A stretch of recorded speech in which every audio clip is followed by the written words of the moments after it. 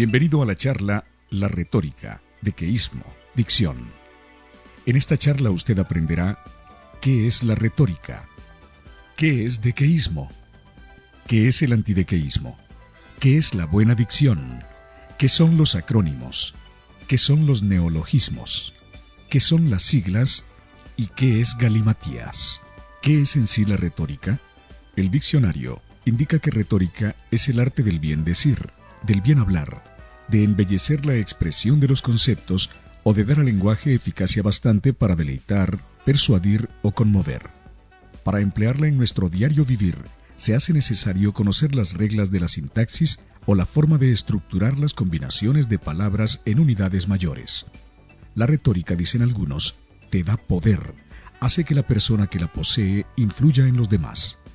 Gorgias, hermano de Sócrates, decía que es este un poder que sobrepasa a los demás, y probaba esta afirmación contando que acompañaba a su hermano y a otros médicos a casa de enfermos que rechazaban la poción recetada por Sócrates o que se resistían a dejarse amputar o cauterizar. Cuando ni mi hermano ni otros médicos logran persuadir al enfermo, cuenta Gorgias, yo lo hago sin más arte que la retórica. Y añade que en una asamblea general que deba elegir presidente entre un orador y un médico, elegirán al primero, porque el hombre hábil para hablar sobre cualquier tema habla con mayor persuasión que cualquier otro. Tal es el poderío y naturaleza de la retórica, la cual, como dice Gorgias, debe usarse tal y como se usan otras artes de combate. No debe ser empleada indiferentemente contra todos, dice Gorgias, pues no quiere decir que porque hemos ido a aprender esgrima y pugilato, vamos a ir a batirnos con nuestros amigos y vamos a llenarlos de agujeros. Lo mismo sucede con la retórica, que como las otras artes de combate, debe ser puesta al servicio de la justicia. Como repaso en cuanto a lo que es la retórica, diremos que es la forma de hablar con la que debe contar todo aquel que hace uso de un micrófono.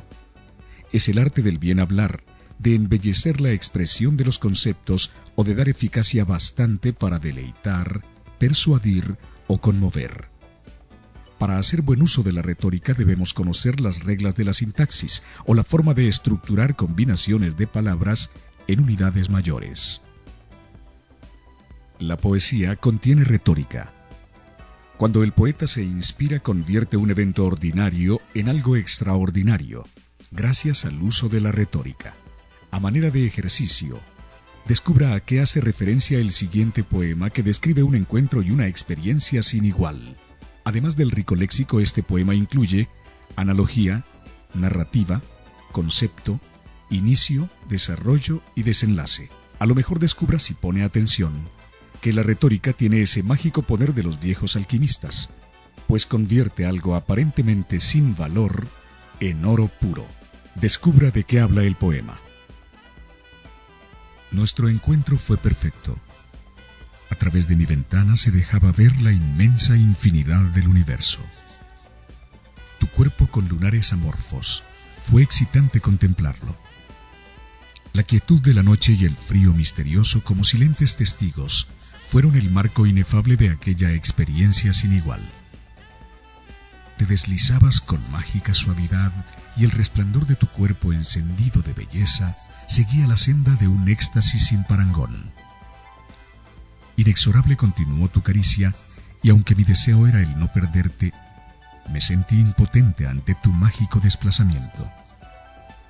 Vaya noche de placer, vaya experiencia inhumana. Mis pupilas, dilatadas ante tal majestuosidad, no pudieron hacer nada para evitar tu partida. Fuiste increíble lumbrera. Tu cuerpo lleno de caricias como radiantes destellos regocijaron mi ser y me sentí atrapado en la luz de tu belleza. ¡Qué figura más perfecta! ¡Qué inexplicable placer! Qué bendito fue el momento en que pensó Dios en crear ese cuerpo tan hermoso y ese brillo sin igual. Me bañaste de caricias, me meciste en el placer, y ahora me siento solo al no poderte tener. Conforme pasaba el tiempo y luego de haberme deleitado con tu cándida belleza, se me fue perdiendo tu cuerpo hasta quedarme dormido en la oscura inmensidad del manto azul de la noche. Ya sin tu cuerpo, ya sin tu luz, esa luz blanca y suave, dulce caricia a mis pupilas. Oh luna maravillosa, te espero mañana en punto igual a la misma hora para seguir disfrutando de tu espléndida belleza. Por favor, luna preciosa, sé puntual a nuestra cita, que yo lo seré también. ¿Se da cuenta del poder mágico que tiene la retórica? Espero que le quede claro. Para continuar con este curso de locución profesional, vamos a pasar ahora al tema del dequeísmo. ¿Sabe usted qué es el dequeísmo? El dequeísmo es la redundancia de la preposición de antes de la conjunción que. A continuación, aparecen dos frases para que usted reflexione y descubra cuál es la que está bien escrita. Se acordó de que todos debían pagar las cuotas. Se acordó que todos debían pagar las cuotas. ¿Con cuál frase está usted de acuerdo? ¿Con la primera o con la segunda? ¿Dijo usted que la primera es la correcta? ¿O está más de acuerdo con la segunda? Permítame decirle que en este caso ambas están bien escritas. ¿Por qué? Porque el primer caso habla de la primera persona, quien se acordó de que todos debían pagar las cuotas. La segunda frase, por su parte, habla del acuerdo al que se llegó en una reunión. Se acordó que todos debían pagar las cuotas. Vamos con otras dos frases. Me alegra que estés bien. Me alegro de que estés bien. ¿Por cuál de las dos se inclina usted? Al igual que el ejemplo anterior, ambas están escritas correctamente, pero ponga atención. Se debe tener cuidado a la hora de omitir la preposición de, pues podemos caer en el antidequeísmo, que es igual de erróneo que el dequeísmo. Vamos a un último ejemplo para pasar a explicarle cuándo saber si se debe usar la preposición de y cuándo no se debe usar. Asegúrese que pasa el tiempo. Asegúrese de que pasa el tiempo. La respuesta es la misma que en los dos casos anteriores. La primera frase es una sugerencia hecha para proteger la vida. La segunda es una directriz. Para saber cuándo usar la preposición y cuándo omitirla, existe una fórmula muy sencilla. Convierta la frase en una pregunta. Tenemos un ejemplo en la próxima pantalla. Me parece de que me estoy enamorando. La pregunta sería, ¿qué me parece? Analizando el orden lógico-psicológico de la frase, lo correcto es, me parece que me estoy enamorando. Vamos con otro ejemplo. Pienso de que estás equivocado. La pregunta sería, ¿qué pienso? Por tanto, escriba, pienso que estás equivocado. Espero que le esté quedando claro. Vamos con más. Es hora que te levantes. La pregunta sería, ¿de qué es hora? Por tanto, escriba, es hora de que te levantes. A manera de ejercicio, diga cuál sería la pregunta y cómo escribiría luego de analizar el orden lógico-psicológico de la siguiente frase. Se dio cuenta que ayer llamé a su hermano. Se dio cuenta de que ayer llamé a su hermano. Pero existen más errores de lenguaje que cometemos en la mayoría de los casos sin darnos cuenta. Esto ocurre porque lo importante es entendernos y no tanto respetar las reglas del bien hablar. Esto está bien para el ciudadano común y corriente que no tiene que hacer uso de los micrófonos en un medio de comunicación. Cuando hablamos, coloquialmente, lo hacemos empleando las oraciones que escuchamos todos los días, ya sea en nuestro círculo estudiantil, laboral u hogareño. Eso está bien, pero no es recomendable hacer lo mismo en un medio de comunicación. La lectura puede ayudarnos a enriquecer nuestro vocabulario. Recuerde que el comunicador tiene como obligación formar. Entonces, si somos formadores, debemos formarnos a nosotros mismos primero y luego cumpliremos con nuestra obligación de manera completa. Vamos ahora con la apócope. Dice la Real Academia Española de la Lengua que una apócope, del griego apócope o apocopto, que significa cortar, se usa siempre antes de un sustantivo. Entonces, tomando en cuenta esta regla, explique dónde está el error en las siguientes frases. Un automóvil 100% americano. Tan es así que me vi obligado a comprar otro. En el primer caso, lo que sigue luego de 100, que es la apócope de ciento, no es un sustantivo, sino la preposición por. Se debe decir entonces 100%.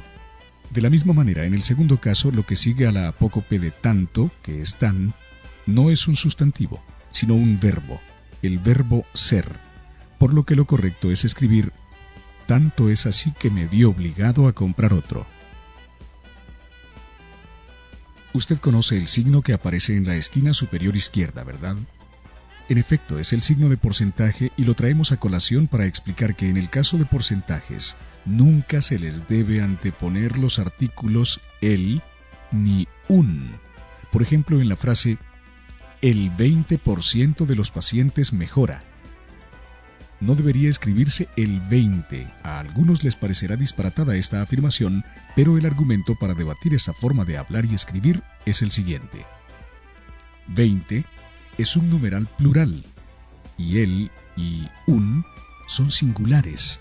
Dígase entonces sin esos artículos. De lo contrario, no sería disparatado decir un vestidos para ella, o el zapatos rojos. El 20 niños aprobaron el grado. Otra forma equívoca de hablar es cuando usamos décimo, décima, primero, primera, o décimo, décima, segundo, segunda. Ejemplo: 12ª Feria de la Fruta este domingo. Del por qué es equívoco hablaremos en la próxima pantalla de este curso de locución profesional. 11ª y 12ª no existen en el idioma español. Estos son números ordinales no válidos. En su lugar deben usarse undécimo y duodécimo, para respetar su origen latino undécimus y duodécimus. Sin embargo, 13º, 14º, etc. sí son normales. Veamos ahora este ejemplo con el verbo haber. En el partido hubieron 4 tarjetas amarillas. El verbo haber, cuando se trata de existencia, que es una, no se puede pluralizar, porque el sustantivo que acompaña al verbo no es sujeto sino su complemento directo, y por no ser sujeto, es erróneo poner el plural en verbo cuando el sustantivo está en plural. Dígase entonces, hubo 4 tarjetas amarillas. Ponga atención al siguiente ejemplo. Adecúe su presupuesto. Según lo que dictan las normas de la Real Academia Española, el verbo adecuar, lo mismo que licuar y evacuar, se conjuga como averiguar. Se dice averigüe y no averigüe, adecue y no adecue, licue y no licue. ¿Y ahora qué le parece si estudiamos los acrónimos? Tratando de explicar de una forma sencilla lo que son los acrónimos, es que hemos incluido este gráfico. Un acrónimo no es más que un vocablo creado a partir de las letras iniciales o las primeras y finales de un grupo de palabras. Este se diferencia de las siglas en que se puede pronunciar, por ejemplo, UNICEF. No así las siglas que no pueden pronunciarse, por ejemplo, OPS. En el caso del gráfico superior, aunque la empresa Extruwis hace alarde y se autodenomina como una empresa que cuenta con una base de datos de la mayoría de acrónimos, incluye también siglas, como puede observar al inicio de la lista. Solo SUR, que se encuentra al final, es un acrónimo, el resto son siglas. Los neologismos son las nuevas palabras que llegan a nuestro idioma y que enriquecen el mismo. Por ejemplo, Internet es un acrónimo que se refiere a la Red Internacional de Comunicación. Se origina en 2 palabras del idioma inglés. Son ellas internal y network. Una aclaración válida es que se tiene la tendencia a decir el Internet, y no podríamos masculinizarlo pues se refiere a red, que es femenino. Las siglas, por su parte, son las abreviaturas que se representan con la primera letra de cada una de las palabras que forman el nombre completo. Por ejemplo, CIA, que significa Central Investigation Agency. Pero, ¿le parece si estudiamos la dicción en la próxima pantalla? La lengua, al igual que cualquier otro músculo del cuerpo, necesita ejercitarse. Las personas que hablan en público, ya sea en radio, televisión o en alguna conferencia, necesitan articular bien las palabras para darse a entender. No olvidemos que darnos a entender es uno de los requisitos de la buena comunicación. Estoy seguro de que a usted le habrá pasado en alguna oportunidad que le presentan a alguien y cuando esa persona le dijo cómo se llama, usted no le entendió, pues la persona casi no abrió la boca. A la hora de hablar ante un micrófono de un medio de comunicación, debemos abrir la boca, pronunciar cada uno de los fonemas o letras con su sonido respectivo, pero para eso primero debemos conocer cómo se pronuncia cada letra. Desde luego que sería demasiado extenso explicar en esta charla cómo se pronuncia cada una de las letras. Para saberlo, repasaremos un poco la fonética y practicaremos la pronunciación de las letras. Estudiemos algunas a continuación. ¿Cómo pronuncia usted la letra B? ¿Cómo pronuncia usted la letra D? ¿Cómo pronuncia usted la letra M? ¿Cómo pronuncia usted la letra R? Otro error a la hora de hablar es la omisión y cambio de letras. Por ejemplo, en la siguiente frase: ayer fuimos a visitar el zoológico y vimos que el león se había golpeado en la pared y se veía triste y cansado. En la palabra zoológico omitimos una O. En la palabra león cambiamos una E por una I. En la palabra golpeado cambiamos la E por la I. Y en la palabra pared omitimos la letra D. En la palabra cansado no pronunciamos la D.